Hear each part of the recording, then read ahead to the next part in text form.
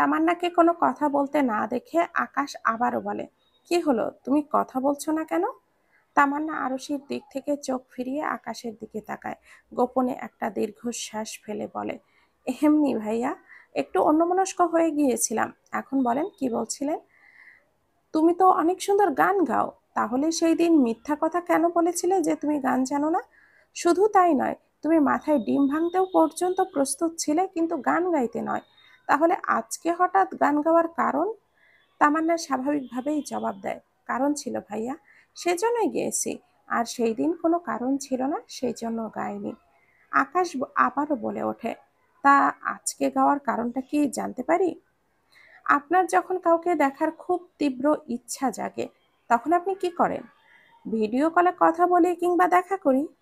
তামান্না এবার একটু মলিন হেসে বলে, তাও তো আপনার কাছে দুইটা অপশন আছে ভাইয়া, কিন্তু আমার তো তাও নেই। আমার তো তাকে দেখার জন্য চাতক পাখির ন্যায় দিনের পর দিন, রাতের পর রাত চেয়ে থাকতে হয়। তাকে একটু দেখে মনকে শীতল করার জন্য কত শত প্রহর গুনতে হয়, কত অপেক্ষা করতে হয়। তারপরেও তার দেখা মেলে না, কারণ সে যে দূর আকাশে থাকা চাঁদ, যাকে দেখার সাধ্য সবার থাকলেও ছোঁয়ার সাধ্য কারোর থাকে না। আর আমি এতটাই অভাগী যে না তাকে দেখার সাধ্য আছে, আর না তাকে ছোঁয়ার। তামান্নার কথা শুনে আকাশের বুকে মোচড় দিয়ে ওঠে, কেমন অদ্ভুতভাবে তাকাই ওর দিকে। মেয়েটা কাকে দেখার জন্য এতটা ব্যাকুল হয়ে আছে? কাকে দেখার জন্য এতটা তীব্র ইচ্ছা নিয়ে আছে মেয়েটা? সে কি কোনো স্পেশাল কেউ? আকাশের ভাবনার মাঝেই আদিল বলে, আমার কেন যেন মনে হচ্ছে সে তোমার জীবনের অনেক স্পেশাল কেউ। সত্যি কি সে তোমার জীবনের খুবই স্পেশাল? তামান্না মিষ্টি হেসে বলে, ঠিকই ধরেছেন ভাইয়া, সে সত্যি অনেক স্পেশাল। ওই জন্যই তো তার দেখা পাওয়া আমার জন্য বড্ড মুশকিল। মিতালি বলে ওঠে, আমি যদি ভুল না হই, তাহলে এটা তোমার একতরফা ভালোবাসা, রাইট? তামান্না বলে ওঠে, হ্যাঁ, ঠিক, আমার বিশ্বাস আছে একতরফা ভালোবাসা একদিন দুই তরফা ভালোবাসা হয়ে উঠবে ইনশাল্লাহ। তামান্নার কথা শুনে আকাশ যেন কোনো মতে শুকনো ঢোক গিলে বলে, তাকে কি খুব বেশি ভালোবাসো? তামান্না মুচকি হেসে বলে, হ্যাঁ, ভালোবাসি।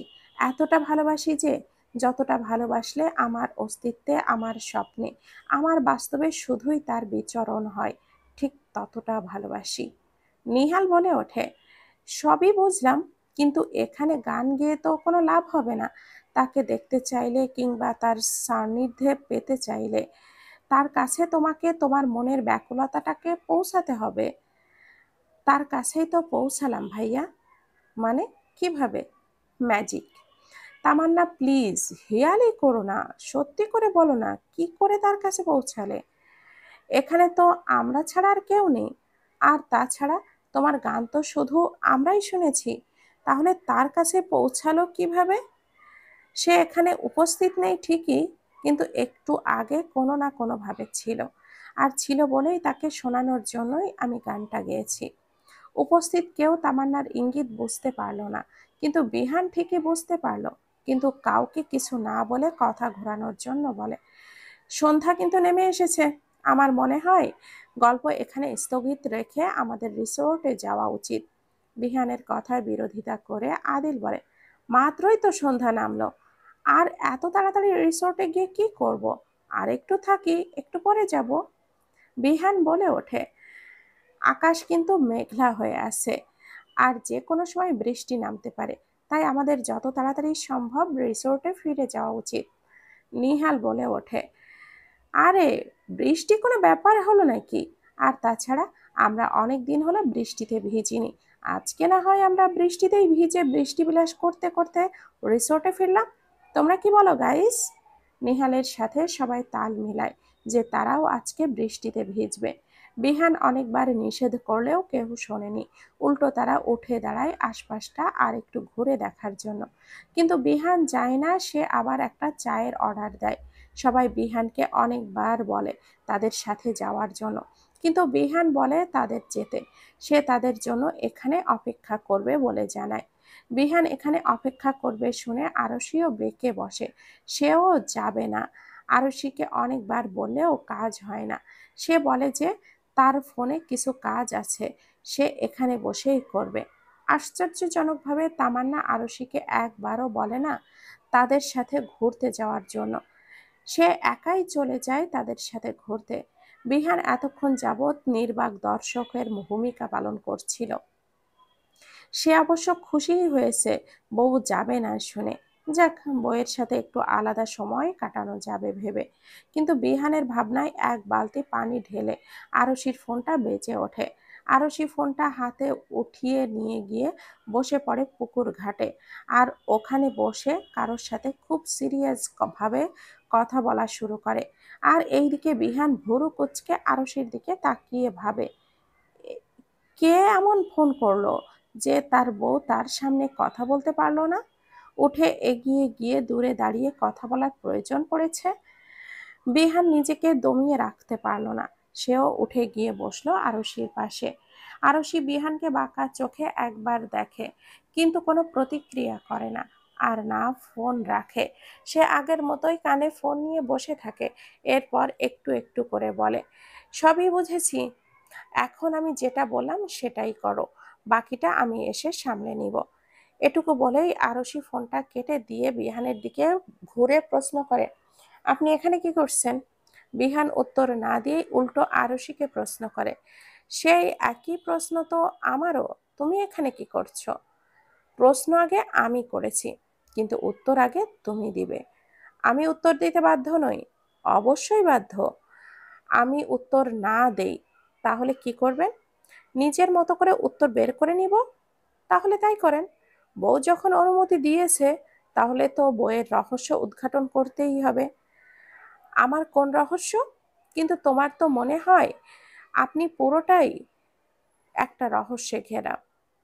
আরশি বিহানের কথায় কোনো প্রতি উত্তর করে না, চুপচাপ বসে থাকে। বিহান আর ও কিছু না বলে না, সেও নীরবে বসে রয়। এভাবেই কেটে যায় অনেকটা সময়। তাদের মধ্যে বয়ে যায় দীর্ঘ নীরবতা। আর এই নীরবতা ভাঙে তীব্র বাতাস আর মেঘের গর্জনে। হঠাৎ বিজলি চমকালো, আর মেঘের তীব্র গর্জনে আরশি ভয় পেয়ে বিহানকে জড়িয়ে ধরে। আরশির এই রকম হঠাৎ জড়িয়ে ধরাতে বিহান প্রথমে একটু অবাক হলেও যখন বুঝতে পারে আরশি ভয় পেয়েছে, তখন সেও আলতোভাবে এক হাত জড়িয়ে ধরে অপর হাতে আরশির মাথায় রেখে আদুরে ভঙ্গিতে বলে, ভয় পেয়েছ বউ? আরশি প্রচন্ড ভয়ে কোনো মতে বলে, ভয় পেও না বউ, আমি আছি তো, কিচ্ছু হবে না। এটুকু বলে বিহান হাতের বাঁধন আরো একটু শক্ত করে। আরশিকে সান্ত্বনা দিলেও তার কপালে চিন্তার ভাঁজ। এখন রাত প্রায় 8টার ঘরে। এখন বিহানের কি করা উচিত সে ঠিক বুঝতে পারছে না। একে তো আবহাওয়ার এই অবস্থা, তার উপরে আবার তার গুণধর বন্ধুরা লাপাত্তা, তাদের আসার কোনো খবর নেই। আর এইদিকে তার বউ ভয়ে জড়সড়। আর হবেই বা না কেন, এতক্ষণ যে যাবৎ গর্জন আর বাতাস হলো, এখন সাথে যোগ হয়েছে মুষলধারে বৃষ্টি। দুজনে ভিজে জুবুথুবু হয়ে গিয়েছে একেবারে। বিহান আর কিছু না ভেবে আরশিকে বুকে জড়িয়ে নিয়ে ওভাবে উঠে দাঁড়িয়ে কোনোভাবে এসে দাঁড়ায় দোকানের ছাউনির নিচে। কিন্তু এই ছাউনি তাদের বৃষ্টির কবল থেকে বাঁচাতে পারছে না। বৃষ্টির ঝামটাটা এসে লাগছে তাদের গায়ে। আরশি বৃষ্টির ঠান্ডা পানিতে জড়সড় হয়ে বিহানের বুকে আরো লেপ্টে যায়।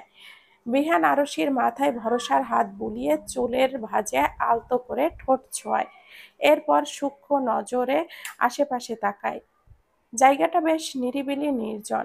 মাঝে মাঝে বিজলির আলোতে যেতটুকু দেখতে পাচ্ছে। আশেপাশে কোনো বাড়ি নেই, বেশ দূরে দূরে বাড়ি। কারোর কাছে যে সাহায্য চাইবে এই মুহূর্তে তারও উপায় নেই। আর এই বৃষ্টির মধ্যে বউকে নিয়ে রিসোর্টে ফেরাও ঠিক বলে মনে হচ্ছে না বিহানের। তার কেন যেন মনে হচ্ছে বিপদ তাদের সন্নিকটে, যে কোনো সময় যে কোনো বিপদ হতে পারে। বিহানের কপালের চিন্তার ভাঁজটা আরো একটু প্রগাঢ় হচ্ছে। তার বউ তার সঙ্গে না থাকলে তার এত চিন্তা হতো না। বিহানের ভাবনার মাঝেই আরশি মিনমিনে সুরে বলে, আমার অনেক ভয় লাগছে, প্লিজ এখান থেকে চলুন। কিচ্ছু হবে না বউ, আমি আছি তো। দেখি তাকাও আমার দিকে। না। কেন? ওরা আসছে, আমার দিকে তাকিয়ে আছে, আমাকে নিয়ে যাবে আগের মতো, প্লিজ আমাকে শক্ত করে জড়িয়ে ধরুন। আরুষির কথা শুনে বিহানের কপাল কুঁচকে আসে। এরপর সন্দিহান কণ্ঠে বলে, নিয়ে যাবে? কে নিয়ে যাবে? আর আগের মতো মানে? আরুষি ভয়ে বিহানকে আরো শক্ত করে জড়িয়ে ধরে। বিহানের কোনো কথাই তার কর্ণকুহরে পৌঁছায় না। ভয়ে পাগলের মতো করে নিজেই নিজেই বিলাপ করতে থাকে। আমাকে নিয়ে যাবে ওরা, নিয়ে যাবে, আগের মতো বন্দিনী বানাবে। আপনি প্লিজ ওদেরকে আটকান, আমাকে নিয়ে যেতে দিবেন না।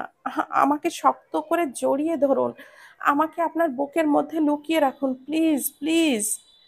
আরশিকে একদম পাগলের মতো বিলাপ করতে দেখে বিহান বিচলিত কণ্ঠে বলে, জান জান, শান্ত হও জান, আমি আছি তো, কিচ্ছু হবে না তোমার, কেউ নিয়ে যাবে না তোমাকে। এত বড় ক্ষমতা কারণ নেই যে বিহান চৌধুরীর বুক থেকে বিহান চৌধুরীর ভালোবাসাকে নিয়ে যাবে। না না, যাবে, ওই তো, ওই তো ওরা আসছে, আমাকে নিয়ে যাবে। বিহান আশেপাশে সতর্কমূলক দৃষ্টিতে তাকিয়ে কাউকে দেখতে না পেয়ে আরশির উদ্দেশ্যে বলে, এখানে কেউ নেই জান, প্লিজ ভয় পেও না, এখানে কেউ নেই। না আছে, কোথায় আছে? আপনার পেছনে ওরা আসছে। আরশির কথা শুনে বিহান চট করে পেছনে তাকায়, আর সাথে সাথে অসহায়ভাবে ছেলের দরজাটা ধাক্কাচ্ছে। একটি মা বারবার অনুরোধ করছে একটিবার দরজাটা খোলার জন্য, কিন্তু ফলাফল প্রতিবারই শূন্য। শুধু ভেতর থেকে আসছে তীব্র ভাঙচুর আর চিৎকার করে কান্নার আওয়াজ। অসহায় মা কান্না করতে করতে নিস্তেজভাবে ছেলের দরজার সামনেই বসে পড়ে। বারবার অনুরোধ করে দরজা খোলার জন্য, কিন্তু তার পাষাণ্ড ছেলে দরজা খোলা তো দূর, মায়ের কথা কানেও তুলছে না। হঠাৎ করে ওনার মনে পড়ে ছেলের রুমের ডুপ্লিকেট চাবি ওনার কাছে আছে। উনি দৌড়ে এগিয়ে চাবি নিয়ে এসে ছেলের রুমের দরজাটা খুলে ভেতরে প্রবেশ করে। ভেতরে প্রবেশ করে দেখে ওনার ছেলে বারবার হাতে ছুরির আঘাত করছে আর কি কি যেন বলছে। ছেলের অবস্থা দেখে উনি চিৎকার দিয়ে ছেলেকে গিয়ে জড়িয়ে ধরে থামানোর চেষ্টা করে বলে, কি হয়েছে বাবা, এরকম কেন করছিস? ফেলে দে সব, কি হয়েছে আমাকে একটিবার বল, বল না বাবা, মাকে বল। মায়ের এরকম ভয়ার্ত চেহারা দেখে আর ভয়ার্ত কণ্ঠ শুনে ছেলেটি মুহূর্তেই শান্ত হয়ে যায়। হাত থেকে ছুরি ফেলে দিয়ে মাকে জড়িয়ে ধরে বলে, আমাকে বাঁচাও মা, আমি মরে যাচ্ছি, আমার দম বন্ধ হয়ে আসছে, নিঃশ্বাস নিতে প্রচন্ড কষ্ট হচ্ছে, বুকের ভেতর অসহনীয় ব্যথা হচ্ছে, মনে হচ্ছে এখনই প্রাণ পাখিটা উড়াল দেবে আর আমি মরে যাব। এরপর কিছু একটা ভেবে আবার বলে, আচ্ছা মা, আমার তো মরে যাওয়াই উচিত তাই না? হ্যাঁ, তাই তো, মরে যাওয়াই উচিত আমার। যে তার ভালোবাসার মানুষের রক্ষা করতে পারে না, তার বেঁচে থাকার কোনো অধিকার নেই, আমারও নেই। কারণ আমি আমার ভালোবাসা, আমার পবিত্রা, ওকে রক্ষা করতে পারছি না। তার বিপদ জেনেও তার সামনে ঢাল হয়ে দাঁড়াতে পারছি না। এত ক্ষমতা থাকার পরেও তাকে রক্ষা করতে পারছি না। আমার মরে যাওয়াই উচিত, হ্যাঁ, আমার মরে যাওয়াই উচিত। ছেলের কথা শুনে মা কান্না করতে করতে বলে, এরকম করে বলিস না বাবা, তোর কিছু হয়ে গেলে তোর মা কি নিয়ে বাঁচবে? মায়ের কথা শুনে ছেলেটি মলিন হেসে বলে, আর আমার পবিত্রার আর কিছু হয়ে গেলে আমি কি নিয়ে বাঁচবো মা? ছেলের কথার কোনো উত্তর তিনি দিতে পারেন না। কি বা উত্তর দিবে, এই উত্তর যে ওনার কাছে নেই। আরুষির কথা শুনে বিহান চট করে পেছনে তাকায়, আর সাথে সাথে কেউ হকি স্টিক দিয়ে সজোরে আঘাত করে বিহানের মাথায়। আঘাতটা এত জোরে ছিল যে সঙ্গে সঙ্গে মাথা থেকে অনর্গল রক্ত ঝরা শুরু হয়। হঠাৎ আক্রমণে বিহান নিজেকে বাঁচাতে ব্যর্থ হয়, 2 কদম পিছিয়ে যায়। আর এদিকে বিহানের এরকম অবস্থা দেখে আরুষি চিৎকার দিয়ে ওঠে। আরুষি এতক্ষণ যাবৎ এদের দিকেই তাকিয়েছিল। বিহানের একটা হাত আরশির মাথায় থাকায় সেই হাতের নিচ দিয়ে সবটাই দেখছিল। আর এদের দেখে আরশি হাত পা ঠান্ডা হয়ে আসছিল। মনে পড়ে যাচ্ছিল কিছু পুরানো তিক্ত অতীত, যেগুলো আরশি কোনো দিনও মনে করতে চায় না। কিন্তু তার অতীতগুলো মনে হয় তাকে একটু বেশি ভালোবেসে ফেলেছে, তাই তো তার পিছু ছাড়ছে না। 4টি বছর পর আবারও ফিরে এলো তার জীবনে। আরশির ভাবনার মাঝেই দেখে আবারও একজন আসছে বিহানকে আঘাত করার জন্য। আরশি আবারও চিৎকার দিয়ে বিহানকে আরো শক্ত করে জড়িয়ে ধরে, কিন্তু এবার আর সে আঘাত বিহানকে স্পর্শ করতে পারে না। তার আগে বিহান আরশিকে সহ পেছনের দিকে ঘুরে হকি স্টিক ধরে সজোরে লাথি মারে লোকটির পেটে গিয়ে গিয়ে পড়ে একেবারে কয়েক হাত দূরে। তখন আরো 3জন আসে আঘাত করার জন্য, কিন্তু বিহান আরশিকে সাইডে সরিয়ে দক্ষ হাতে ওই 3জনকেও পরাজিত করে। বিহান একজন আর্মি অফিসার হওয়ার সুবাদে এই 5-6 জন তার কাছে কিছুই না। বিহান দক্ষতার সাথে সবার সঙ্গে লড়তে থাকে। বিহান বুঝতে পারে না তাদের ওপর হঠাৎ আক্রমণের কারণটা কি। একটা পর্যায়ে দলের সবাইয়ের বেহাল দশা হতে দেখে দলের একজন লোক আরশির দিকে তাকায়। আরশি এখন একটা কোনায় দাঁড়িয়ে মুখে 2 হাত দিয়ে কান্না করছে। পরনের জামা বৃষ্টির পানিতে শরীরের সঙ্গে লেপ্টে রয়েছে। চুলগুলো এলোমেলো, ভয়ার্ত চোখে তাদের দিকেই তাকিয়ে আছে। লোকটি মুহূর্তেই শয়তানি হাসি হেসে দৌড়ে গিয়ে আরশির গলায় ছুরি ধরে। এরপর বিহানের উদ্দেশ্যে বলে, এই হিরো, ছেড়ে দে আমার দলের লোকেদেরকে, নইলে এই পাখিটার প্রাণ পাখি উড়িয়ে দিব। বিহান একটা ঘুষি তুলেছিল হাতে থাকা লোকটিকে মারার জন্য, আর তখনই লোকটির কথা কর্ণগোচর হতেই বিহান থমকে যায়, চট করে পেছনে ফিরে তাকায়। আরশির গলায় ছুরি দেখে বিহান আঁতকে ওঠে, বুকের নরম মাংসপিণ্ডে মোচড় দিয়ে ওঠে। আরশি অসহায় চোখে তার দিকে তাকিয়ে আছে। মেয়েটা ভয়ে বাকশক্তিহীন হয়ে মূর্তির মতো দাঁড়িয়ে অসহায়ভাবে তার দিকে তাকিয়ে নীরবে অশ্রু বিসর্জন দিচ্ছে। আরশির ভয়ার্ত আর অসহায়ত্ব চেহারা দেখে বিহান গর্জে উঠে বলে, জানোয়ার, ছেড়ে দে ওকে, ছেড়ে দে বলছি, নয়তো কিন্তু ভালো হবে না। তোদের সবাইকে পস্তাতে হবে এর জন্য। বিহানের কথা ওই লোকটির বিকৃত হেসে বলে, পস্তাতে আমাদের হবে না, পস্তাতে হবে তোর, যদি এখন এখান থেকে না পালাস। আমরা এই মেয়েটাকে শুধু নিতে এসেছি, তোর কোনো ক্ষতি করতে আসিনি। শুধু তোকে একটু আঘাত করে অজ্ঞান হওয়ার পর মেয়েটাকে নিয়ে যেতে চেয়েছিলাম, কিন্তু তোর তো কই মাছের প্রাণ। মাথায় এত বড় একটা আঘাতের পরেও দিব্যি দাঁড়িয়ে আমাদের সাথে মারপিট করছিস। আর তাছাড়া আমরা খুব ভালো মানুষ, তাই তোকে এখান থেকে যেতে বলছি। চুপচাপ এখান থেকে যা, আর আমাদেরও ওই মেয়েটাকে নিয়ে যেতে দে। বিহান একবার মুষলধারে পড়া বৃষ্টির দিকে তাকিয়ে আরশির পেছনে তাকায়। এরপর রহস্যময় হেসে বলে, নিয়ে যাবি, যা, তোদের আটকিয়েছে কে। বিহানের কথায় লোকগুলো অবাক হয়ে বিহানের দিকে তাকিয়ে বলে, তুই সত্যি ওকে যেতে দিবি? বিহান ভাবলেশীন ভাবে বলে, হ্যাঁ, না দেওয়ার কি আছে। লোকটি অবাকের সুর টেনেই বলে, এ না তোর বউ? বিহানও একই ভঙ্গিতে বলে, তো কি হয়েছে? লোকটি বলে, তুই এত সহজে তোর বউকে আমাদেরকে নিয়ে যেতে দিবি? বিহান ঠোঁটের কোণে ভয়ঙ্কর হাসি টেনে বলে, অবশ্যই যেতে দিব, কিন্তু ততক্ষণে তুই জীবিত থাকবি তো। বিহানের কথাটা লোকটি বুঝে ওঠার আগেই একটি বিকট শব্দ হলো। আরশির গলায় ছুরি ধরে থাকা লোকটি মাটিতে লুটিয়ে পড়ে। তাদের দলের লোকেরা অবাক হয়ে বিহানের দিকে তাকায়। এরপর 2জন পড়ে যাওয়া লোকের কাছে যেতে চাইলে আবারও পরপর আরো কয়েকবার বিকট শব্দ হয়। বাকি 5জনও মাটিতে লুটিয়ে পড়ে ছটফট করতে থাকে। শব্দটি অন্য কিছুর নয়, বরং বন্দুকের। কোনো এক আগন্তুকের বন্দুকের গুলি বিদ্ধ হয় 6জন। হয়তো কিছুক্ষণের মধ্যেই ঢলে পড়বে মৃত্যুর কোলে। আরশি এতক্ষণ যাবৎ বৃষ্টির ঠান্ডা পানিতে দাঁড়িয়ে থেকে আর প্রচণ্ড ভয়ে হাত পা ঠান্ডা হয়ে আগন্তুক লোকটির বুকে ঢলে পড়ে। আগন্তুক লোকটি চমকে ওঠে, আরশির দিকে তাকায়। আরশি ওনার বুক থেকে ঢলে পড়ে নিচে যেতে নিলেই লোকটি 2 হাতে আরশিকে আগলে নেয়।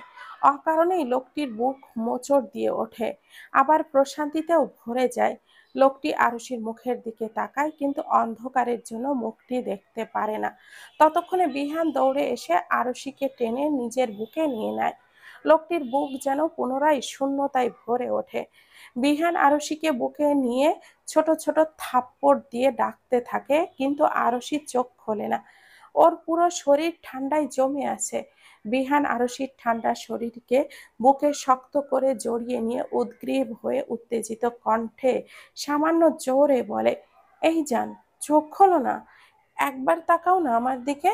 এরপর একটু থেমে অনুনয়ের সুরে আবারও বলে, দেখো, তোমার এই অবস্থা দেখে তোমার ক্যাপ্টেন সাহেবের দম বন্ধ হয়ে আসছে, নিঃশ্বাস নিতে কষ্ট হচ্ছে, একবার চোখ খোলো না জান, প্লিজ প্লিজ। এভাবেই বিহান আরো কিছুক্ষণ আরশিকে ডাকে, কিন্তু ফলাফল বরাবরই শূন্য। বিহানকে এরকম পাগলের মতো করতে দেখে আগন্তুক লোকটি বলে, কেবি, শান্ত হও, কিচ্ছু হয়নি, প্রচন্ড ভয়ে অজ্ঞান হয়ে গিয়েছে, বিশ্রাম নিতেই ঠিক হয়ে যাবে। বিহান যেন লোকটির কথা শুনতেই পেল না। সে তার মতো করে আবারও প্রশ্ন করে, ও কথা বলছে না কেন? আগন্তুক লোকটি এবার বিহানের কাঁধে হাত রেখে বলে, শান্ত হও, কিছু হয়নি, আমার সাথে নিয়ে চলো, প্রাথমিক চিকিৎসা নিলে ঠিক হয়ে যাবে, আর এদের আমার লোক দেখে নিবে। বিহান লোকটির কথায় সহমত পোষণ করে আরশিকে কোলে তুলে নেয়। এরপর পা বাড়ায় আগন্তুক লোকটির সঙ্গে অজানা গন্তব্যে। রাত 2টা। আরশি পিটপিট করে চোখ খুলে তাকায়, নিজেকে একটি রুমের বেডে আবিষ্কার করে।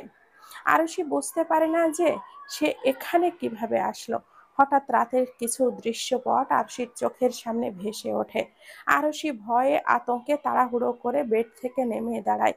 আশেপাশের চোখ বোলায় একটি ফাঁকা রুমে। সে আশেপাশে কেউ নেই। আরশি যেন আরো ভীত হয়ে পড়ে। মাথার ভেতরে ঘুরতে থাকে হাজারো প্রশ্ন। সে এখন কোথায় আছে? আর সে এখানে কেন?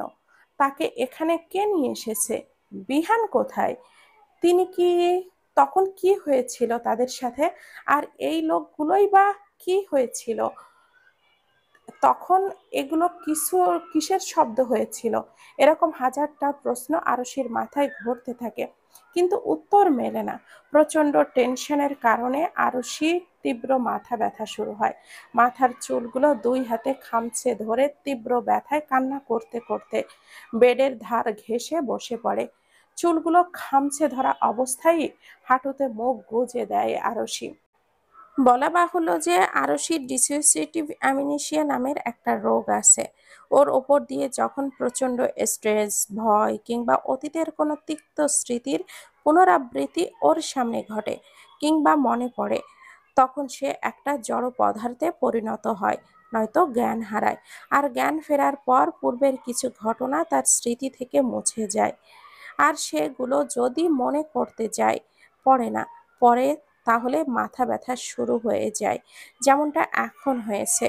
আজকের শেষের কিছু ঘটনা আরশির মাথা থেকে মুছে গিয়েছে। হঠাৎ দরজা খোলার শব্দে আরশি মাথা তুলে সামনের দিকে তাকায়। সামনে বিহানকে দাঁড়িয়ে থাকতে দেখে আরশি দৌড়ে গিয়ে বিহানকে জড়িয়ে ধরে বলে, আপনি এতক্ষণ কোথায় ছিলেন? এতক্ষণ আসছিলেন না কেন? আমি কত ভয় পেয়ে গিয়েছিলাম। কথাগুলো বলে বিহানকে আরো শক্ত করে জড়িয়ে ধরে। বিহান নির্দ্বিধায় ভাবে দাঁড়িয়ে থাকে, আরুষির কোনো প্রকার প্রশ্নের উত্তর দেয় না। বিহানকে চুপচাপ দাঁড়িয়ে থাকতে দেখে আরুষি বিহানের বুক থেকে মাথা তুলে মুখের দিকে তাকায়। আর তখনই বিহান আরুষির উদ্দেশ্যে প্রশ্ন ছুড়ে দেয়, তোমার অতীতে কি হয়েছিল? প্রশ্নটা আরুষির কর্ণগোচর হতেই বিহানকে এক ঝটকায় ছেড়ে দূরে সরে দাঁড়ায়। নিজের পরনের জামার 2 সাইডে খামচে ধরে মাথাটা নিচু করে ফেলে। আরুষিকে উত্তর দিতে না দেখে বিহান পুনরায় প্রশ্ন করে, আমি তোমার কিছু জিজ্ঞাসা করেছি, তাড়াতাড়ি উত্তর দাও। তোমার অতীতে কি হয়েছিল? কি ঘটেছিল তোমার সাথে? আরশি আবারও চুপ করে কোনো কথার উত্তর দেয় না, শুধু মাথার নিচু করে দাঁড়িয়ে থাকে। আরশিকে এভাবে দাঁড়িয়ে থাকতে দেখে বিহান গলার সুরটা একটু গম্ভীর করে ধমকের সুরে বলে, বলতে বলেছি না কি ঘটেছিল? কথা কানে যায় না? আরশি আবারও চুপ। আরশিকে চুপ থাকতে দেখে বিহান রাগ যেন আরো তরতর করে বেড়ে যায়। সামান্য একটা অতীত বলতে এই মেয়ের এত কিসের প্রবলেম? এই মেয়ে বলে কোনো, কেন বলে দেয় না তাকে? তার গোপনীয় অতীতের কারণে আজ তার কত বড় একটা ক্ষতি হতে যাচ্ছিল এই মেয়ের আইডিয়া আছে? তখন বিহানের কি অবস্থা হয়েছিল এই মেয়ে জানে। তার দমটা বন্ধ হয়ে আসছিল, নিঃশ্বাস রোধ হয়ে আসছিল, শরীর অসাড় নিস্তেজ হয়ে গিয়েছিল। মনে হচ্ছিল এই বুঝি গলায় ছুরি চালিয়ে দেয় আর সে তার ভালোবাসাকে চিরতরে হারিয়ে ফেলে। আর তাকে হারিয়ে কি করে বাঁচবে বিহান? তখনকার কিছু দৃশ্য আর হারিয়ে ফেলার ভয় মনে আসতেই বিহান আরুষির দিকে এগিয়ে গিয়ে গালে দুইটা হাত দিয়ে কপালে কপাল ঠেকিয়ে একটু নরম হয়ে আদুরে সুরে বলে, বলে দে না বউ, কি হয়েছিল অতীতে? আমাকে না বললে আমি কি করে এর সমাধান করব? বিহানের হঠাৎ এরকম আদরের সুরে কথা বলায় আরুষি ফুপিয়ে কেঁদে ওঠে। জামার দুই সাইড ছেড়ে বিহানকে জড়িয়ে ধরে কাঁদে। তারপরেও প্রশ্নের কোনো উত্তর দেয় না, শুধু কেঁদেই যায়। বিহানও বাধা দেয় না ওকে, একটু মন খুলে কান্না করতে দেয়। কিন্তু অনেকক্ষণ সময় পেরিয়ে যাওয়ার পরেও যখন আরুষির কান্না থামে না, তখন বিহান আরুষিকে বুক থেকে উঠিয়ে ওর কান্না থামানোর জন্য ঠোঁটে ঠোঁট ডুবিয়ে দেয়। হঠাৎ পুরুষালী স্পর্শে আরুষি স্তব্ধ হয়ে যায়। জীবনের প্রথম কোনো পুরুষে এতটা গভীরভাবে স্পর্শ আরুষির শরীরে যেন নিস্তেজ করে দেয়। আরুষি শরীর ছেড়ে দেয়, পেছনে হেলে যেতে নিলে বেহান তার দুই হাতের বাহু বন্ধনে আগলে নেয়। প্রায় 10 মিনিট পর আরুষির ঠোঁট ছেড়ে দেয়, তাও ইচ্ছাকৃতভাবে না। তখনকার সেই আগন্তুকের ডাকে লোকটি খাবার হাতে তাদের দিকে ঘরে আসছে আর তাদের ডাকছে। বিহান দরজার দিকে এগিয়ে যায়, এরপর কিছু কথা বলে খাবার নিয়ে আবারও রুমের ভেতরে আসে। আর সে লজ্জায় মাথা নিচু করে ওভাবেই দাঁড়িয়ে আছে। বেচারির এখন কি রিয়াকশন দেওয়া উচিত বুঝতে পারছে না। বিহান খাবারগুলো বেডসাইড টেবিলের ওপরে রাখে, এরপর একটা প্লেটে খাবার নিয়ে উঠে গিয়ে আরশির হাতটা ধরে বিছানায় বসিয়ে দেয়। আরশিও লক্ষ্মী বাচ্চার মতো বসে পড়ে, কোনো কথা ছাড়া। আরুষিকে এরকম লজ্জায় লাল নীল হতে দেখে বিহান মুচকি হাসে, কিন্তু কিছুই বলে না। বউ তার এমনিতেই অনেক লজ্জা পেয়েছে, এখন আবার কিছু বললে দেখা যাবে সে খাবারটুকুও খাবে না। বিহান খাবারের প্লেটটা হাতে নিয়ে ভাত মাখিয়ে এক লোকমা ভাত আরুষির মুখের সামনে ধরে, কিন্তু আরুষি তা মুখে নেয় না। আগের ন্যায় মাথা নিচু করে বসে আছে। আরুষিকে এরকম বসে থাকতে দেখে বিহান দুষ্টুমির কণ্ঠে বলে, তখন কি আদর একটু কম হয়ে গেছে বউ? এই জন্য কি আমার উপরে রাগ করে আছো? আমার দিকে তাকাচ্ছ না? আরশি অবাক হয়ে বিহানের দিকে তাকায়, মুখ আপনা আপনি হা হয়ে যায়। এই লোক বলে কি? সে লজ্জায় এরকম হয়ে আছে, আর এই লোক এসব কি ভাবছে? সি! বিহান আরশির এই হা করার সুযোগ নিয়েই খাবারটা আরশির মুখে ঢুকিয়ে দেয়। এরপর বলে, যত লজ্জা পাওয়ার পরে পাবে, আগে খাবার খাও। খাবার না খেলে কিন্তু আদর খাওয়াবো।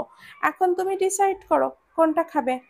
তুমি যেটা খাবে আমি সেটাতেই রাজি, আমার কোনো সমস্যা নেই। বিহানের কথা শুনে আরশি চুপচাপ খাবার খেয়ে নেয়। এই লোকের বিশ্বাস নেই, কখন কি করে বসে। তার থেকে খাবার খাওয়াই শ্রেয়। কিন্তু খাবার খাওয়া শেষে আরশি নতুন মুসিবতে পড়ে। বিহান খাবার খাইয়ে দিয়ে আরশিকে জাপটে ধরে শুয়ে পড়ে। আরশির চোখ বড় বড় হয়ে যায়, বিহানকে বাধা দিতে থাকে, কিন্তু বিহান তার বাধা মানে না। সে আরো সাপের মতো করে পেঁচিয়ে নেয়। আরো সে কিছু বলতে গেলে বিহান অতীতের কথা না বলায় সেই কথাটা ধরে ধমক দিয়ে চুপ করিয়ে দেয়। এরপর আরশির গলায় মুখ গুজে পরম শান্তিতে চোখ বুজে নেয়। সকালের মিষ্টি রোদ জানালার পর্দা ভেদ করে এসে বাড়ি খাচ্ছে আরশির ঘুমন্ত মুখের ওপর। এতে আরশির ঘুমে ব্যাঘাত ঘটায় আরশির কপালে বিরক্তির ভাঁজ পড়ে। রোদ থেকে বাঁচার জন্য চোখের ওপরে হাত রাখে, কিন্তু অবাধ্য রোদ যেন আজ আরশির ঘুম না ভাঙিয়েই শান্তি পাচ্ছে না। তাই তো বারবার এসে বাড়ি খাচ্ছে তার মুখের ওপর। আরশি শেষে বিরক্ত হয়ে উঠে বসে, দুই হাতে চোখ কষলিয়ে রুমের আশপাশটাই চোখ বোলায়, কিন্তু বিহানকে কোথাও দেখতে পায় না। বিহানকে রুমে দেখতে না পেয়ে বিরক্তিতে চোখ মুখ কুঁচকে ফেলে। এরপর মুহূর্তেই রাতের ঘটনাগুলো মনে পড়তেই স্বস্তির নিঃশ্বাস ফেলে। যাক, এই সকাল সকাল অন্তত লজ্জার হাত থেকে বাঁচা গেল এই ভেবে। ঠিক ওই মুহূর্তেই দমকা হাওয়া এসে লাগে আরুষির শরীরে, ঠান্ডা বাতাস গায়ে লাগায়। প্রশান্তিতে চোখ বুজে ফেলে আরুষি। এরপর খাট থেকে নেমে গিয়ে দাঁড়ায় জানালার কাছ ঘেঁষে। খোলা জানালায় দুই হাত রেখে মুখ বাড়িয়ে দেয় জানালার ওপাশে। গ্রামের স্নিগ্ধ শীতল হাওয়া প্রাণ ভরে নিঃশ্বাস নেয়। নিজের অজান্তেই ঠোঁটের কোণে ভেসে ওঠে মিষ্টি হাসি। মনে মনে ভাবে, এই প্রকৃতি কালকে কত ঝড় বৃষ্টি তাণ্ডব চালালো ধরণীতে, কিন্তু সকাল হতেই আবারও সব মুছে ফেলে ফিরে এসেছে নিজের তেজস্বী রূপে। তাহলে সে কেন পারবে না অতীতের কিছু ছোঁয়া কাটিয়ে স্বাভাবিক জীবনে ফিরতে? সেও পারবে এই প্রকৃতির মতো, এই আকাশের মতো, এই সূর্যের মতো স্বাভাবিকভাবে ফিরতে। আরশি ঠোঁটের কোণে সেই মিষ্টি হাসি বজায় রেখে পা বাড়ায় বাহিরে যাওয়ার উদ্দেশ্যে, কিন্তু দরজায় পা রাখতেই কিছু একটা মনে পড়ে চট করে নিজের দিকে তাকায়। পরনে সুতির সালোয়ার কামিজ, এটা দেখে আরশির কপালে ভাঁজ পড়ে। তার শরীরে তো তার ভেজা জামা ছিল, তাহলে এই শুকনো জামাটা আসলো কোথা থেকে? আর তার থেকে বড় কথা, এই জামা তাকে পরিয়েছে কে? তাকে কি এই জামা বিহান? এতটুকু ভাবতেই আরুষির নিঃশ্বাস বন্ধ হয়ে আসার উপক্রম হলো। আর কিছু ভাবতে পারলো না, এতটুকুতেই দৌড় দেয় নিচে যাওয়ার উদ্দেশ্যে। একটি বন্ধ রুমে বসে আছে বিহান আর তার সেই আগন্তুক। তাদের সামনে টেবিলে রাখা একটি ম্যাপ, যেই ম্যাপের মধ্যে এই পুরো গ্রামের চিত্র আঁকা। আগন্তুক লোকটির হাতে একটি মার্কার পেন নিয়ে বিহানকে কিছু আঁকিয়ে দেখাচ্ছে। বিহানও তা খুব মনোযোগ সহকারে তা দেখছে। দেখে মনে হচ্ছে তারা কোনো পূর্ব পরিকল্পনা আঁটছে। দীর্ঘ সময় নিয়ে বিহানকে বোঝানোর শেষে আগন্তুক লোকটি বিহানকে প্রশ্ন করে, সবকিছু বুঝতে পেরেছো? বিহান ভাবুক ভঙ্গিতে জবাব দেয়, হুম, পেরেছি। এবার আগন্তুক লোকটি বলে, তাহলে এখন কি করতে চাচ্ছ? এবার বিহান বলে, কি করব সেটা না হয় সবাই পরেই বলি, আর ততক্ষণ ধৈর্য ধরুন। এবার আগন্তুক লোকটি বলে, ওরা আসবে কখন? বিহান বলে, খুব দ্রুতই চলে আসবে। আগন্তুক লোকটি কিছু একটা ভেবে বলে, কাল রাতে ওরা কোথায় ছিল? উম, জানি না, কালকে ওই সবে আর খোঁজ নেওয়া হয়নি ওদের। লোকটি আবারও ভাবুক ভঙ্গিতে বলল, হুম, বুঝলাম, কিন্তু কালকে রাতের ওই হামলার কারণটা কি?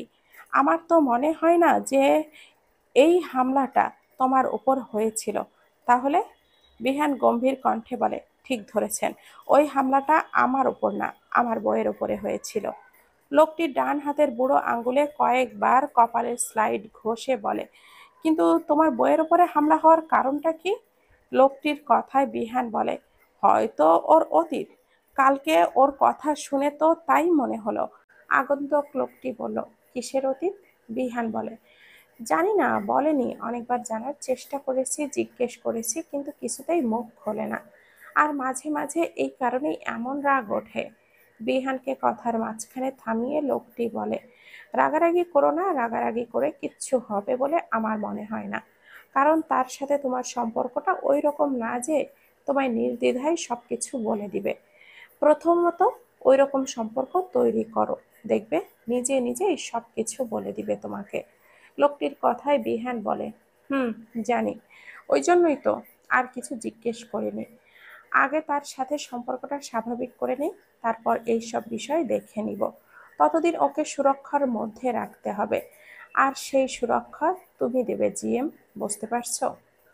বিহানের কথায় লোকটি ভুরু কুঁচকে বলে, আমি কেন?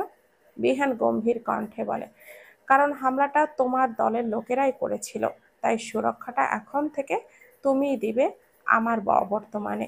বিহান একটু থামে, এরপর কিছু একটা ভেবে আবার বলে, আর একটা কথা মাথায় রেখো, তুমি যে আমার হয়ে কাজ করছো এটা যাতে তোমার দলের লোকেরা বুঝতে না পারে, এই বিষয়ে সতর্ক থাকবে। লোকটি বিহানের কথায় সহমত পোষণ করে, হুম, থাকবো। তুমি চিন্তা করো না, কেউ কিছু বুঝতে পারবে না। আরশি দোতলার করিডোর ধরে হাঁটছে আর পুরো বাড়ি পর্যবেক্ষণ করছে। একটা সময় হাঁটতে হাঁটতে পৌঁছায় একটি ছোট্ট বেলকনিতে। হালকা বাতাসে ব্যালকনির পর্দাগুলো উড়ছে আর পাখির কিচিরমিচির শব্দ ভেসে আসছে। আরুষি ওখানে যায় আর গিয়ে দেখে ব্যালকনির রেলিংয়ে বেশ কয়েকটি পাখির খাঁচা ঝোলানো। আরুষির বড্ড খারাপ লাগে পাখিগুলোকে বাধা দেখে। মন চাই এখন এইসব পাখিদেরকে খাঁচা খুলে মুক্ত আকাশে উড়িয়ে দিতে, কিন্তু পারে না। কার কার না কার খাঁচা তারা যদি আবার রাগ করে এই ভেবে। আরও সেই ব্যালকনির রেলিং ধরে নিচে তাকায়। নিচে তাকাতেই চোখে পড়ে সবুজ ঘাসের বাগান আর সারি সারি ফুলের টব। সবকিছু এত নিরিবিলি যেন মনে হচ্ছে এটি একটি গল্পের পাতা। এত সুন্দর পরিবেশ দেখে আরশির মন খুশিতে নেচে ওঠে। সে ওখানে বেশ কিছুক্ষণ সময় কাটিয়ে নেমে আসে কাঠের রেলিংয়ে ঘেরা সিঁড়ি দিয়ে।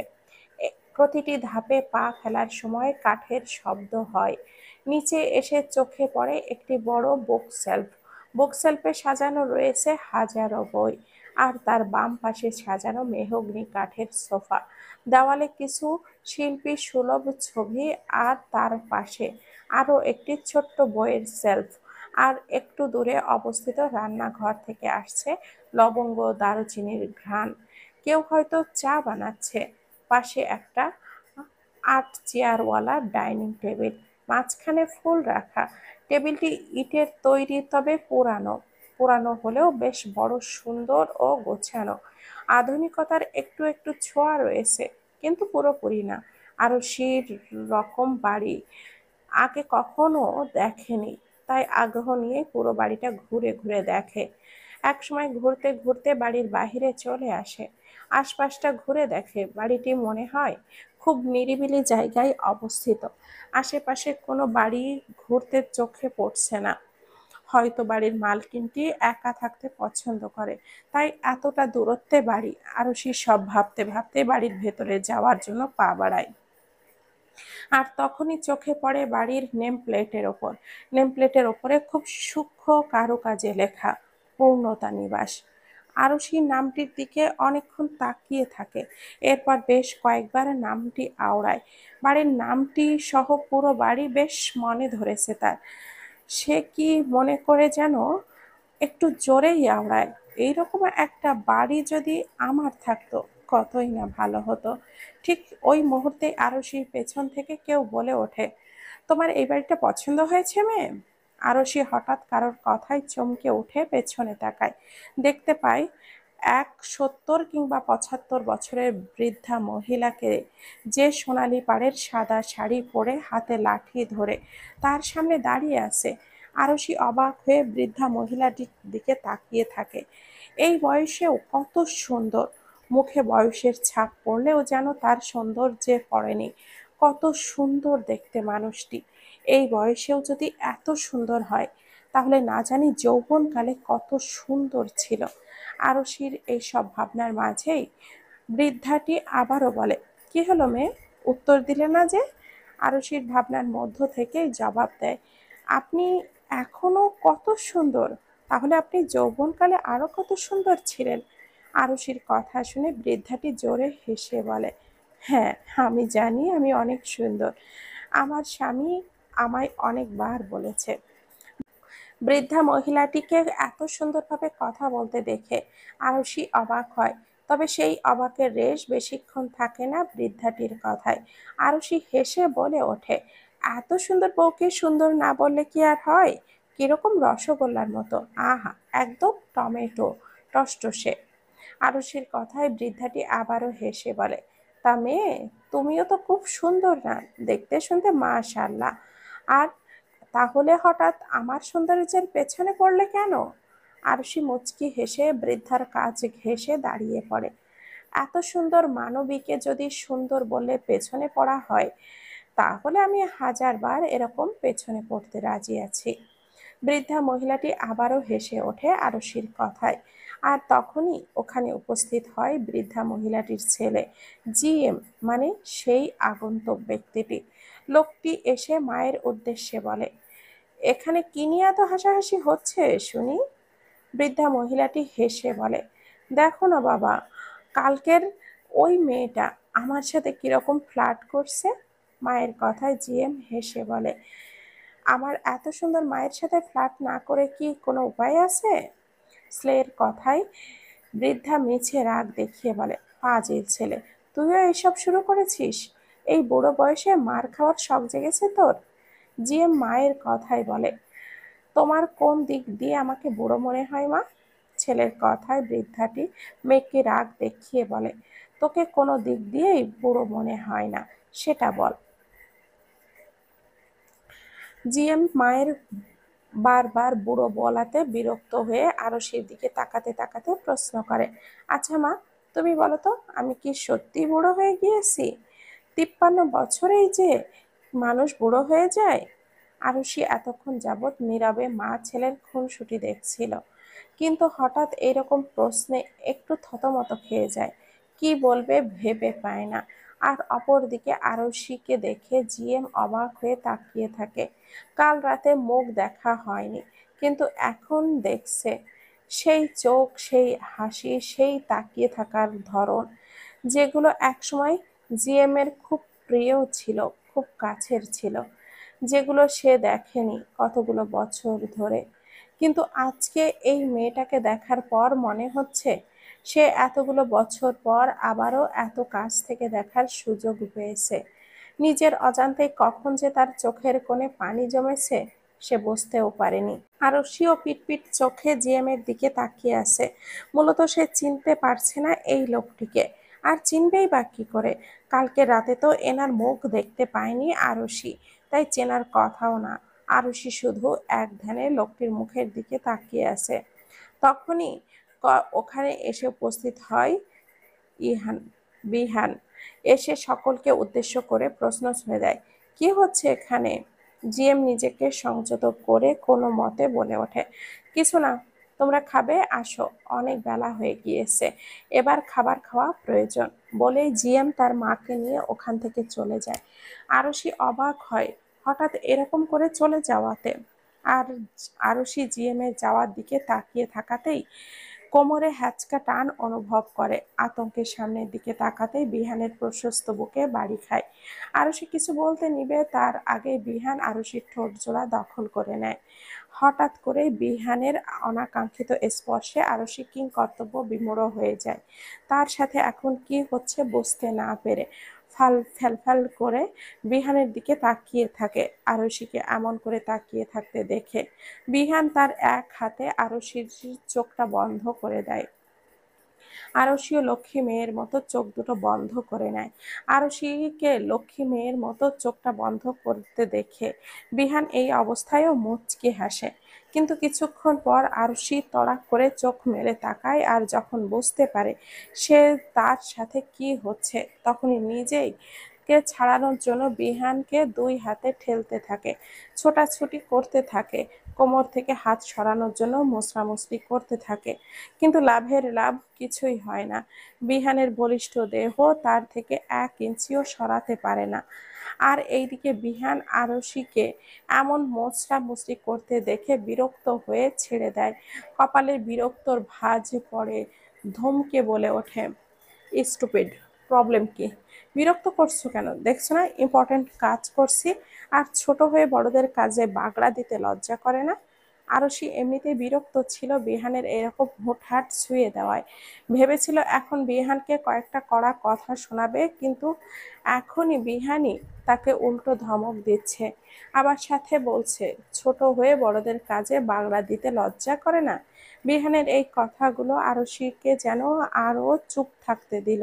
সে রাগে ফুঁসে উঠে বলে, আর আপনারা বড় হয়ে ছোটদের সাথে অসভ্যতামি করতে লজ্জা করে না? আরুষির কথায় বিহান ভুরু কুঁচকে বলে, লজ্জা লাগবে কেন? আমি যা করছি আমার হালাল বইয়ের সাথেই করছি, এটা তুমি ডিস্টার্ব করার কে? আরুষি কোমরে বাঁ হাত রেখে ডান হাতের আঙ্গুল উঁচিয়ে কর্কশ কণ্ঠে বলে, আর আমিও যা বাধা দেওয়ার আমার স্বামীকেই দিয়েছি, এতে আপনি বকা দেওয়ার কে? আরশির কথায় বিহানের ঠোঁটের কোণে সূক্ষ্ম হাসির রেখা ফুটে ওঠে, তবে তা প্রকাশ পাওয়ার আগেই বিহান তা লুকিয়ে ফেলে। ওপরে আরশ আগের ন্যায় গাম্ভীর্যপূর্ণ বজায় রেখে প্রশ্ন করে, আমাকে বাধা দিও না। আমাকে বাধা দাওনি, স্বামীকে বাধা দিয়েছো? আরশি হ্যাঁ বলতে গিয়েও বলে না, কিছুক্ষণ আগে সে কি বলেছে ভেবে চমকে ওঠে। স্বামী মানেই তো বিহান, আর সে বিহানকে বাধা দিয়ে বলেছে উনি বকা দেওয়ার কে? বিহান আরশির এরকম চমকানো চেহারা দেখে এগিয়ে আসতে নিলেই আরশি দৌড়ে এখান থেকে চলে যায়। বিহান আরশির পিছু নিতে গেলে তার ফোন বেজে ওঠে। বিহান একবার ফোনের দিকে তাকায়, ইম্পর্টেন্ট ফোন। এই জন্য বিহান ফোনটা রিসিভ করে কথা বলায় ব্যস্ত হয়ে পড়ে। পিছু আর নেওয়া হয় না। অপরদিকে আরুষি রুমে গিয়ে বেডের উপরে পা ভাঁজ করে বসে দাঁত দিয়ে নখ কামড়াতে থাকে। আরুষি আজ বিরক্ত, প্রচন্ড বিরক্ত, নিজের ওপর নিজেই বিরক্ত। আজকাল সে কথা বলতে গেলেই শুধু কথার খেই হারিয়ে ফেলে, যা তা বলে বসে। কি বলে সে নিজেও বুঝে উঠতে পারে না। আর এটা তার কখনো হতো না, কিন্তু এখন হচ্ছে। বিশেষ করে ওই অসভ্য পুরুষের সামনেই হচ্ছে। এতে করে আরশি আরো নিজের প্রতি বেশি বিরক্ত। আরশি এই বিরক্তির সময়েই দরজার ওপাশ থেকে কেউ বলে ওঠে, আপামনি, দরজাটা একটু খোলেন, একটু দরকার আছিল। অল্প বয়সী এক মেয়ের কণ্ঠ পেয়ে আরশি বিছানা থেকে নেমে দাঁড়ায়। এই বাড়ির কেউ হবে হয়তো ভেবে গিয়ে দরজাটা খুলে দেয়। দেখতে পায় 14 কি 15 বছর বয়সী একটা মেয়ে হাতে একটি শপিং ব্যাগ নিয়ে দাঁড়িয়ে তার দিকেই তাকিয়ে হাসছে। আরশি বিরক্তিকে ব্যক্তিটিকে সাইডে রেখে ঠোঁটে মুখে মুচকি হাসি টেনে বলে, তোমার নাম কি? মেয়েটি হেসে জবাব দেয়, কথা। আরশি ঠোঁটের কোণে হাসি বজায় রেখেই বলে, বেশ সুন্দর নাম তো তোমার। তা তুমি কি আমায় কিছু বলবে? কথা হেসেই বলে, হুম, কমু তো। আগে এটা লন, এইটা আপনার। বলে হাতের শপিং ব্যাগটি আরশির হাতে ধরিয়ে দেয়। আরশি একবার শপিং ব্যাগটির দিকে তাকিয়ে প্রশ্ন করে, কি আছে এতে? কথা বলে, এইটাতে আপনার জামা আছে। আরশি ব্যাগ থেকে জামাটি বের করে দেখে একটি পাকিস্তানি রেডিমেড থ্রি পিস। জামাটি দেখে আরশি ভুরু কুঁচকে আসে। সে মেয়েটির দিকে তাকিয়ে বলে, এই জামাটা তো আমার না। আর আমার জামা কোথায়? আরশির প্রশ্নের কথায় মাথা নেড়ে নেড়ে বলে, আসলে কালকে রাইতে আপনার জামাটা আমি ধুইয়া বারান্দায় শুকাইতে দিছিলাম, কিন্তু বৃষ্টির পানি আইসা আবারও ওইটা ভিজিয়া গেছে, তাই এখনো শুকায় নাই। এর জন্যই বড় সাহেব আপনার লাইগা এটা পাঠাইছে। বড় সাহেব কথাটা শুনে আরুষের কুচকানো ভুরু আর একটু কুচকে প্রশ্ন করে, এই বড় সাহেবটাকে? কেন, আপনি চেনেন না? ওই যে কালকে আপনাদের এইখানে আনলো জিএম সাহেব, ওইটাই তো বড় সাহেব। আরুষি জিএম সাহেবের মানে বুঝতে না পেরে বলে, জিএম মানে? কথা কপাল চাপড়ে বলে, আহারে, আপনি এখনো চিনতে পারতেছেন না? ওই যে কিছুক্ষণ আগে দরজার সামনে কথা কইলেন, ওইটাই জিএম মানে বড় সাহেব। জিএম কি ওনার নাম? হ। জিএম আবার কারো নাম হয়? হয়, ওনার হয়। এখন বেশি কথা না কইয়া তাড়াতাড়ি করে আহেন তো, আমি চাই। না হইলে আবার ফুলমতি আমারে বকা দিব। এখন আবার কইেন না ফুলমতিকে। ফুলমতি হচ্ছে ওই বুড়ির দাদিটা। কথাগুলো বলে কথা ওখান থেকে যেতে নিলে আরশি পুনরায় পেছনে ডাক দিয়ে বলে, শোনো, একটা কথা জানার ছিল। কথা পেছনে ফিরে বলে, বলেন, কি বলবেন? কাল রাতে কি তুমি আমার জামাটা পাল্টিয়ে দিয়েছিলে? হ। কেন? এমনি বলছি, কিছু না, যাও। কথা ওখান থেকে চলে যায়। আরুষি স্বস্তির নিঃশ্বাস ফেলে বিহান তার জামাটা পাল্টে দেয়নি এই ভেবে। এরপর হাতে থাকা জামাটা দিকে তাকায়, একদম নতুন, এখনো প্যাকেটই খোলা হয়নি। আরুষি বেশ কিছুক্ষণ জামাটার দিকে থেকে এরপর ওয়াশরুমে চলে যায় শাওয়ার নেওয়ার জন্য। আরুষি ওয়াশরুম থেকে বেরিয়ে নিজেকে পরিপাটি করে রুম থেকে বেরিয়ে পড়ে নিচে যাওয়ার জন্য। নিচে গিয়ে দেখতে পায় ডাইনিং টেবিলে জিএম আর তার মা ফুলমতি বেগম বসে আছে। আরশিকে আসতে দেখে ফুলমতি বেগম মিষ্টি হেসে নিজের পাশে বসতে বলে। আরশিও দ্বিমত করে না, হাসি মুখে ওনার পাশে গিয়ে বসে। ফুলমতি বেগম আরশির মুখে হাত বুলিয়ে বলে, তোমাকে অনেক সুন্দর লাগছে মেয়ে, একদম পরীর মতো। জানো, এই জামাটা অনেক শখ করে কিনেছিলাম আমার নাতনির জন্য, কিন্তু তাকে আর এই পোশাকটা দেখারও সৌভাগ্য হলো না, তাই তোমাকেই দিলাম। তোমার পছন্দ হয়েছে তো? আরশি ফুলমতি বেগমের কথায় সম্মতি জানিয়ে মিষ্টি হেসে বলে, হ্যাঁ দাদি, অনেক পছন্দ হয়েছে। আরশির মুখে দাদি ডাকটা শুনে ফুলমতি বেগমের চোখ দুটো ছলছল করে উঠল। ফুলমতি বেগমের চোখে পানি দেখা গেল আরশির। কি হয়েছে দাদি, আপনার চোখে পানি কেন? ফুলমতি বেগম চোখের পানি মুছে হেসে বলে, তুমি আমায় দাদি কেন বললে ডাকলে? এটা আমার যেন বিশ্বাসই হচ্ছে না। আরশি তার স্বভাবসুলভ ভাবে মুখে হাসি রেখে বলে, বিশ্বাস না হওয়ার কি আছে, আপনি তো আমার দাদিরই মতো। ফুলমতি বেগম আর কিছু না বলে শুধু আরশির মাথায় হাত বুলিয়ে দেয়। মনের অব্যক্ত কথাগুলো আর বলে না। জিএম তখন থেকেই এক দৃষ্টিতে আরশির দিকে তাকিয়ে আছে। কি আছে এই মেয়ের মধ্যে, যা বোঝার চেষ্টা করছে। এই মেয়ে যখনই তার আশেপাশে থাকে তখন তার বুকের মধ্যে এক শান্তির স্রোত বয়ে যায়। মনের মধ্যে এক অজানা ভালো লাগা কাজ করে, যেটার কারণ তার জানা নেই। বিহান দীর্ঘ সময় কারোর সাথে কথা বলে সোজা এসে ডাইনিং টেবিলে বসে। বিহানকে আসতে দেখে জিএম কথাকে খাবার দিতে বলে। কথাও তার মা সবাইকে খাবার বেড়ে দেয়। গরম ভাত, ডাল, মাছের ভুনা, আলু ভাজি, গরুর মাংস, সবাই খাওয়া শুরু করে দেয়। বিহান খাওয়ার মাঝে 2-3 বার অবশ্য আরশির দিকে তাকিয়েছে। আরশিকে খেতে দেখে কিছু বলেনি। খাওয়ার একটা ফাঁকে কথা একটা বাটিতে করে চিংড়ি মাছ দিয়ে কচুরলতির তরকারি এনে টেবিলে রাখে। আরশির চোখ চকচক করে ওঠে খুশিতে, এক প্রকার জোরেই বলে ওঠে, ওয়াও, চিংড়ি মাছ দিয়ে কচুরলতি! আরশির কথায় সবাই আরশির দিকে তাকায়। আরশি সবার দৃষ্টি তার দিকে দেখে বিব্রত বোধ করে। নিজেকে, নিজের খুশিকে দমানোর চেষ্টা করে, কিন্তু তা আর পারে না। ফুলমতি বেগমের কথায়, তোমার এই তরকারি পছন্দ? পছন্দ মানে ভীষণ পছন্দ। তুমি তো দেখছি আমার ছেলের মতোই এই তরকারির পাগল। তাহলে বসে আছো কেন? তোমার যতটা মন চায় নিয়ে নাও। না, আমি খাবো না। এ মা, কেন?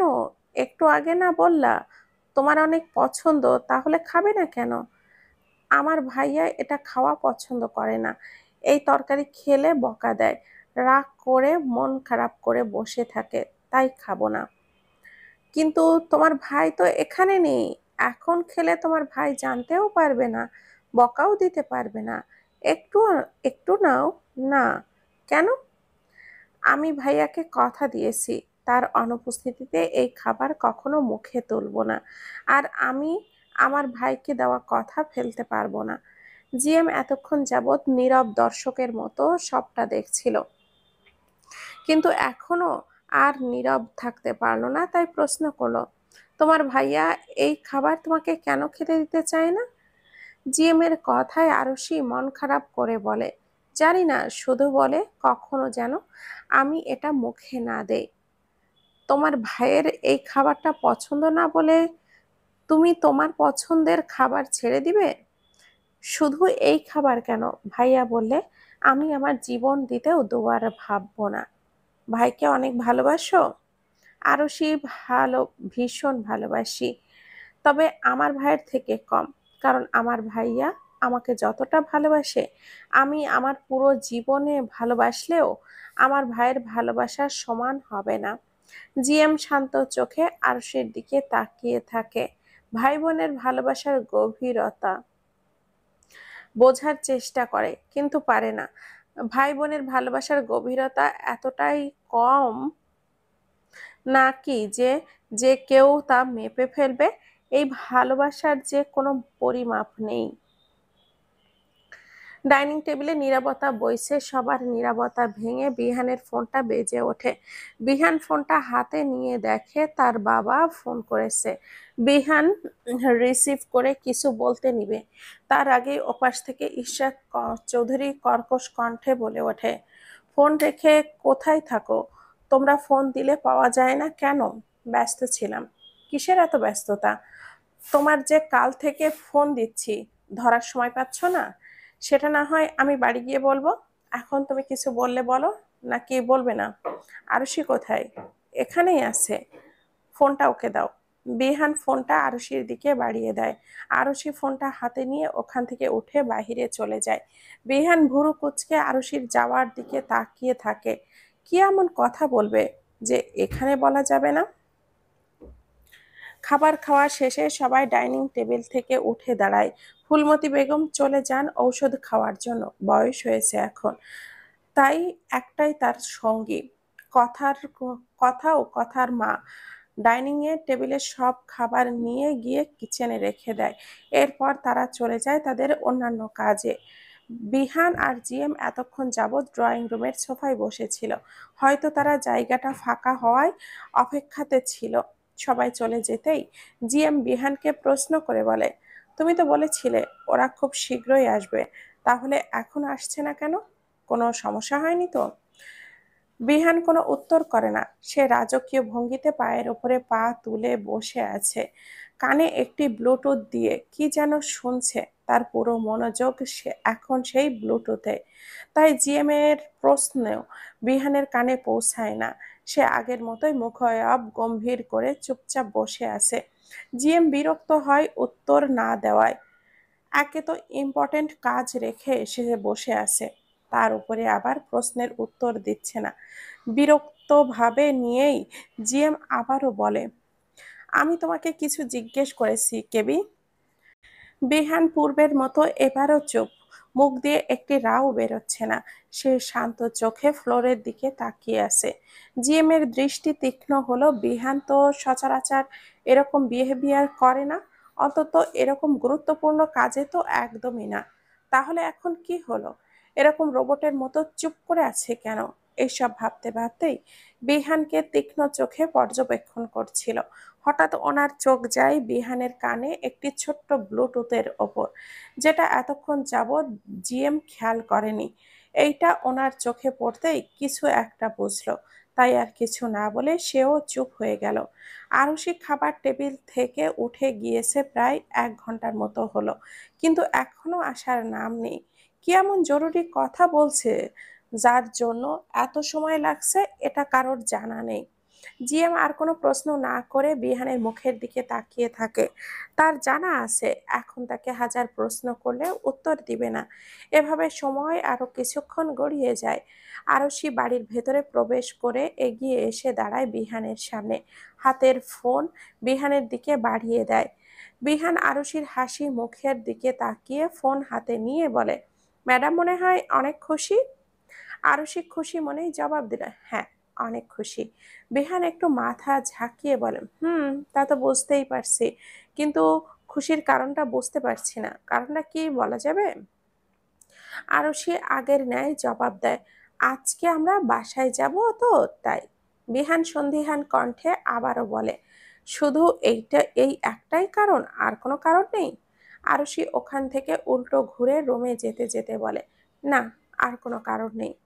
বেহান আরুষির যাওয়ার দিকে তাকিয়ে রহস্যময় হেসে মনে মনে বলে, কারণ তো একটা আছেই ম্যাডাম, আপনি না বললে কি হবে, আমি তো শুনে ফেলেছি। বিহান এতক্ষণ যাবৎ আরুষির সমস্ত কথাই শুনেছে। মূলত বিহান আগেই তার ফোনে এমন একটি অ্যাপস ইনস্টল করেছিল যা কল রেকর্ড করে ক্লাউডে পাঠিয়ে দেয়। তাছাড়া একটি ছোট্ট ব্লুটুথ ইয়ারবাডস ফোনের ভেতরে সেট করে রেখেছিল, যেটা এমনভাবে কানেক্ট থাকে যাতে করে বাইরের শব্দ শুনতে না পারে। বিহান এটা অনেক আগে থেকেই করে রেখেছে, তার কিছু সেফটিরও কিছু তথ্য জোগাড় করতে। কিন্তু এটা যে তার বইয়ের কিছু অযাচিত তথ্য জানাই এত কাজে দেবে, এইটা বিহানের জানা ছিল না।